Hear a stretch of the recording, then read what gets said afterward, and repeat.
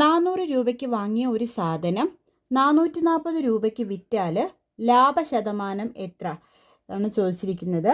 അപ്പോൾ നമ്മൾ വാങ്ങിയ വില തന്നിട്ടുണ്ട് 400 ആണെന്ന്, വിറ്റ വില തന്നിട്ടുണ്ട് 440 ആണെന്ന്. നമ്മളോട് ലാഭശതമാനമാണ് ചോദിച്ചിരിക്കുന്നത്. ലാഭശതമാനം കാണാൻ വിറ്റ വില മൈനസ് വാങ്ങിയ വില ഡിവൈഡഡ് ബൈ വാങ്ങിയ വില ഇൻറ്റു 100 ചെയ്താൽ മതി. അപ്പോൾ ലാഭശതമാനം കാണാൻ വിറ്റ വില 440 ആണ്, മൈനസ് വാങ്ങിയ വില 400 ആണ്, ഡിവൈഡഡ് ബൈ വാങ്ങിയ വില ഇൻറ്റു 100.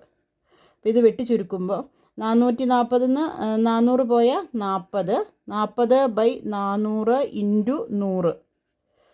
അപ്പോൾ ഇത് 4 പ്രാവശ്യം. അപ്പോൾ ഉത്തരം 10.